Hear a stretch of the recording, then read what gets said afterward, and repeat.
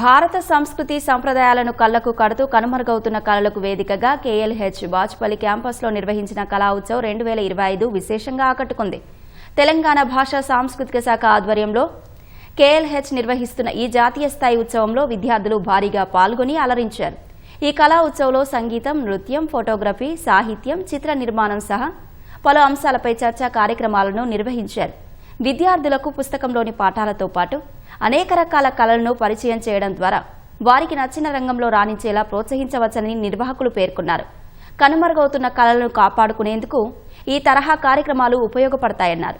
కార్యక్రమంలో విద్యార్థుల నృత్యాలు విశేషంగా ఆకట్టుకున్నాయి.